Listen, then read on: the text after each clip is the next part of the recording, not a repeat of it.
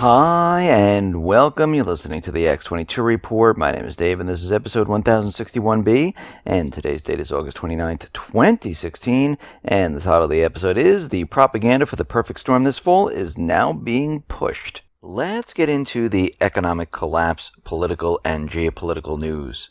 Now, a couple days ago, DC Leaks came out with a 2,500 internal Open Society Foundation document to shed light on one of the most influential networks operating worldwide.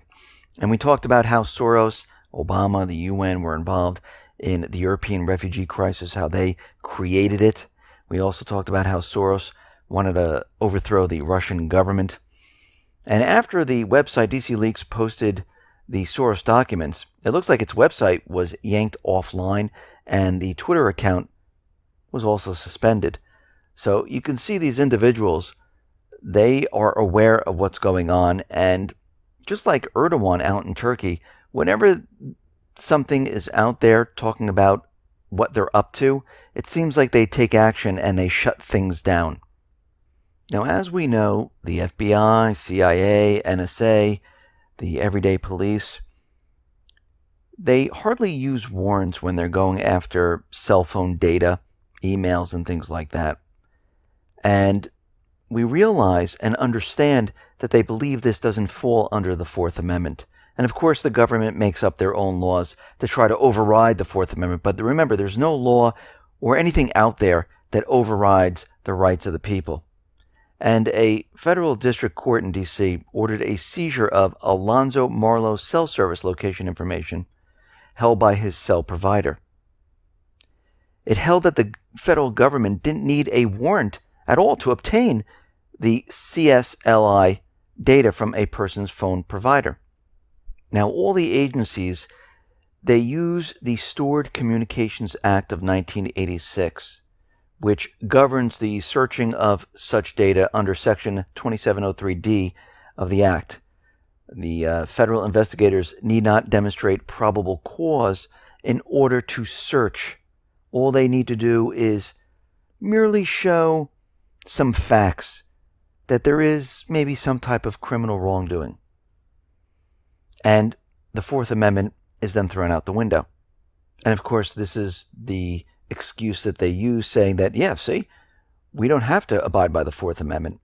We're going by the Stored Communications Act of 1986, and we're using this, which overrides the Fourth Amendment. But you really need to read the Fourth Amendment, because it says the right of the people to be secure in their persons, houses, papers, and effects against unreasonable searches and seizures shall not be violated, and no warrants shall issue but upon probable cause, supported by oath or affirmation. So when you hear this, you can see right now that they have violated the Fourth Amendment. Now, the Cato Institute, they filed a motion with the U.S. Court of Appeals for the D.C. Circuit supporting the appeal of Marlowe and his co-defendants. For the purposes of the Fourth Amendment, cell phone data is a paper or effect in which there is a right of the people to be secure. The Supreme Court made clear in Riley v. California in 2014 that giving police carte blanche to search a phone incident to an arrest would in fact give police officers unbridled discretion to rummage at will among a person's private effects. Now, Marlowe is protected under the Fourth Amendment. It is his effects. And it does not allow agencies, the government, to look at this. I mean, if you really think about it, allowing warrantless searches of the CSLI violates privacy as much as rummaging through a person's physical papers back in 1776. There really is no difference. And we can see right now, the United States government, central bankers, they're trying to get around the rights of the people. And they continually try to do this by creating other laws. But nothing overrides the rights of the people. It doesn't matter if it's electronic or paper. It is your effects. It's your information. And unless they get a warrant, they have no right to it. This is why the founding fathers created all of this. They didn't do it because they say, hey, this would be good to have. They did it because they understood what governments do, how they get around the laws, how they do it for the best interest of themselves and not for the people. There was nothing protecting the people. And what they did was they created the Constitution, the rights for the people to protect them against a tyrannical government. And that is what we're seeing today. Now, we understand the Department of Defense, they've been falsifying accounting records in a tune of about $6.5 trillion. And of course, they just can't find that anywhere because, it just disappeared. Now, a private company, if they ever did that, individuals would be arrested and they would have gone to jail. But not in the government. They say, oh, it was a mix-up. We falsify these things all the time. Can't blame us. We're government people. Well, if they can't find $6.5 trillion, how do we know that the Department of Defense is actually providing security for the people? That they're spending trillions of taxpayer dollars to protect the United States. If they falsified a document where they can't find 6.5 trillion, wouldn't you think they'd falsify everything else then? And lie where all this is going?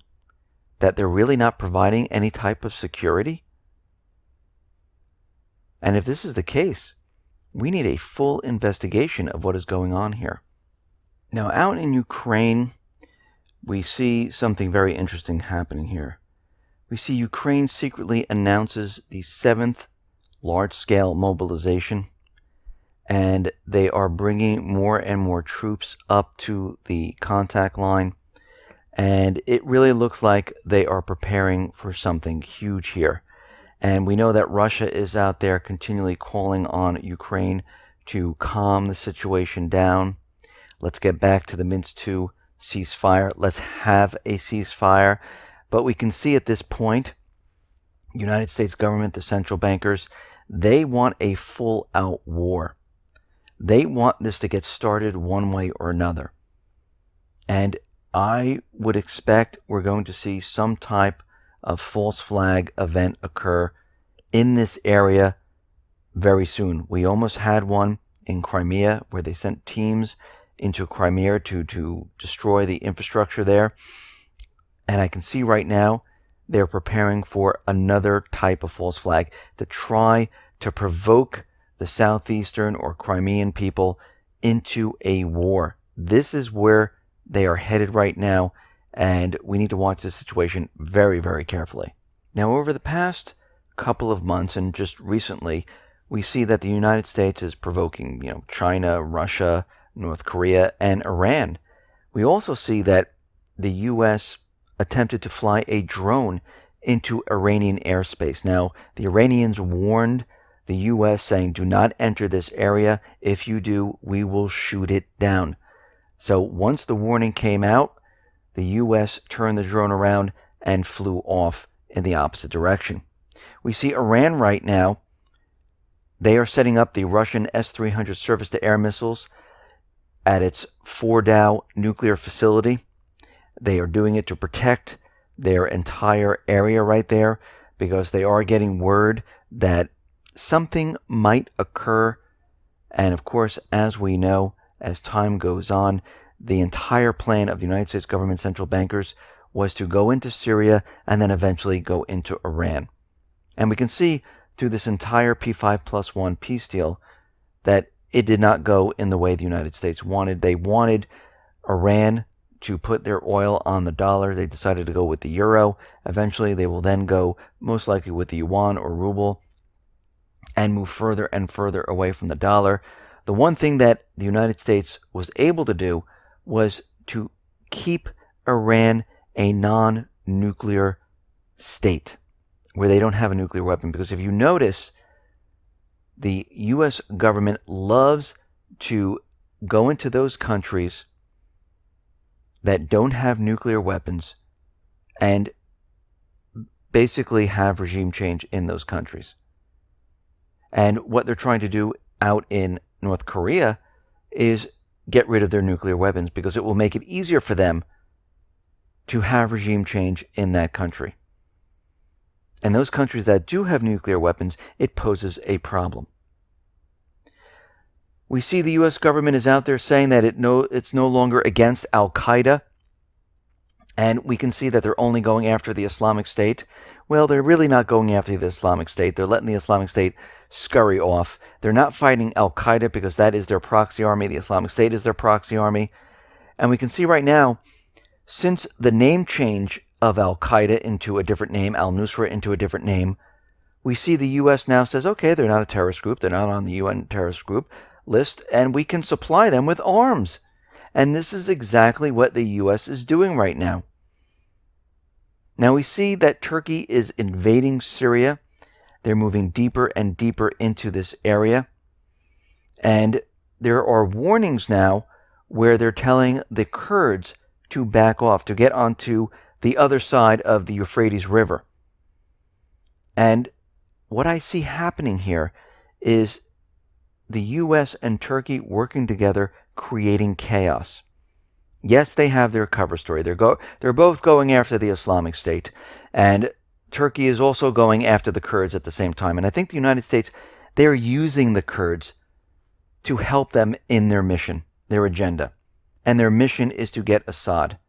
And with Turkey coming into the northern part of Syria, the Islamic State was just allowed to leave. And Turkey was able to capture that area very, very quickly with really no resistance. And we can see right now they are spreading out in the northern area, because this has been their plan from the beginning, to create a corridor, to create a buffer zone in this area where they can use this as a forward launch base into the rest of Syria. We see the United States giving warnings now to Turkey, stop hitting the Kurds, but it looks like they're really using the Kurds. They needed that area to create the bases so they could have a launching pad into Damascus.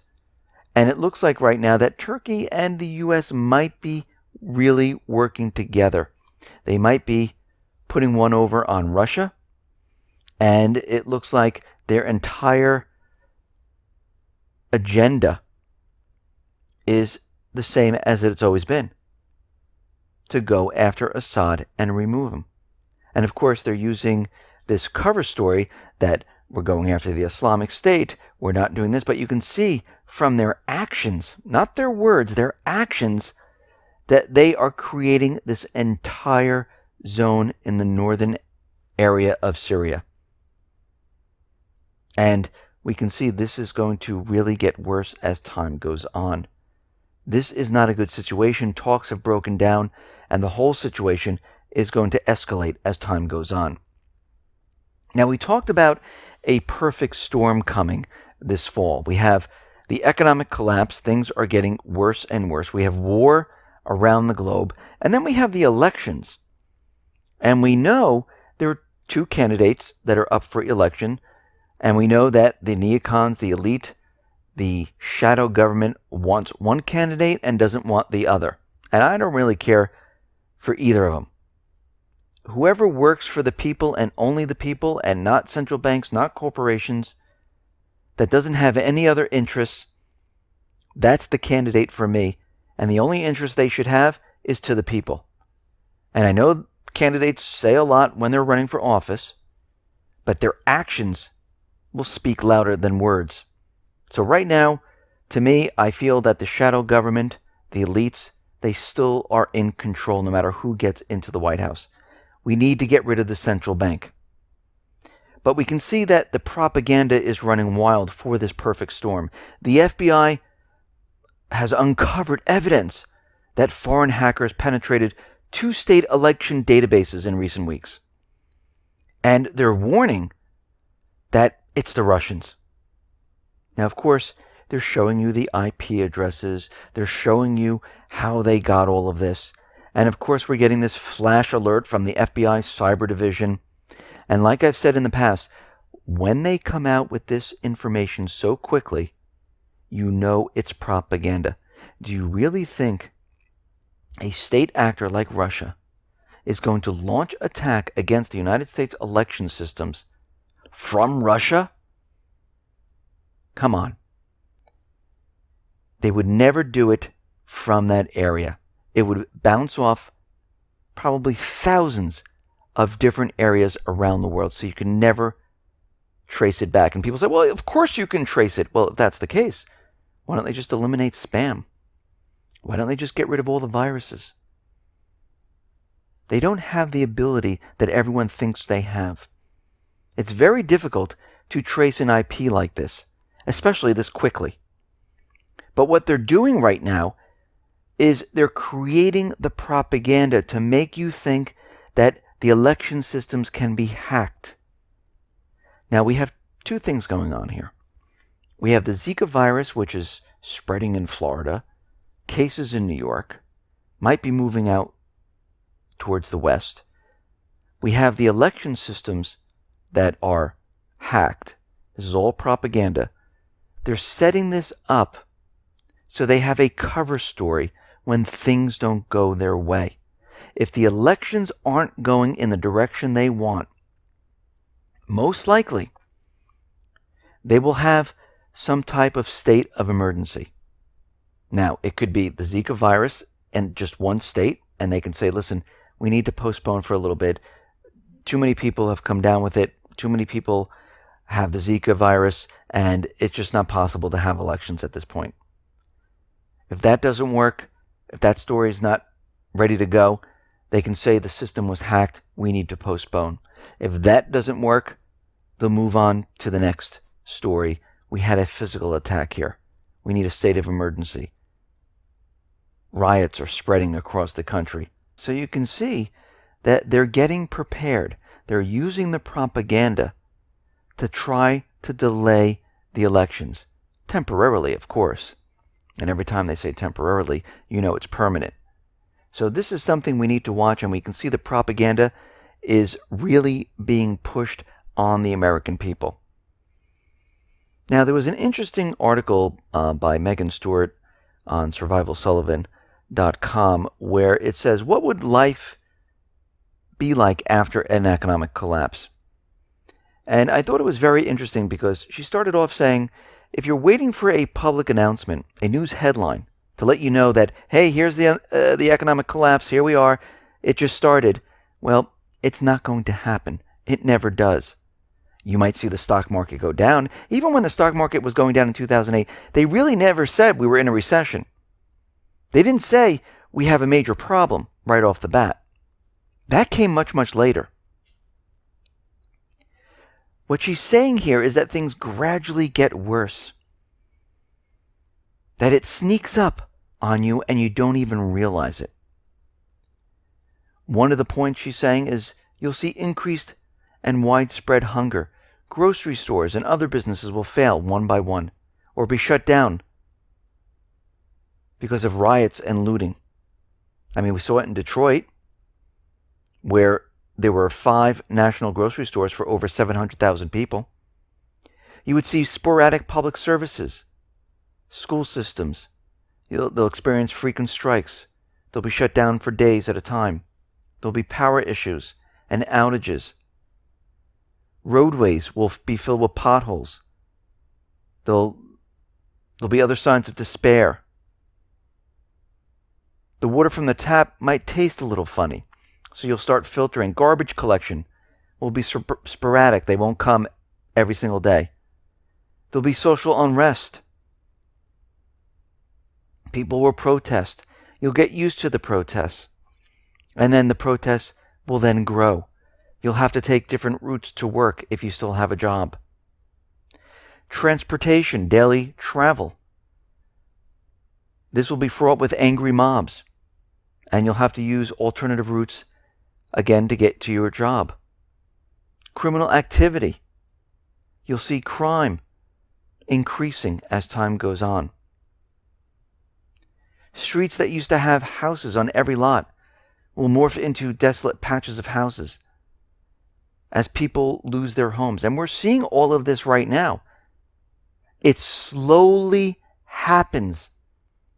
And before you know it, the collapse is upon us. Everyone is sitting here waiting for this big bang. Before the big bang, before the big market drop, before everything falls apart like in 2008, we have all of this leading up to the main collapse. Unemployment. More and more people you know will experience job loss or layoffs. These are all signs. And as time goes on, all these things get worse and worse and worse. And before you know it, we have the collapse. But no one noticed it because it was very slow. Actually, think back to 2007 going into 2000, even prior to that. When you saw what was happening with the subprime security crisis, people were leaving their homes. People were delinquent. There were neighborhoods that were completely empty. Those are the signs. We are seeing the same signs today. The collapse is upon us. Listen, everyone, thanks a lot for listening. Be well, be safe, and especially be prepared. Thanks a lot.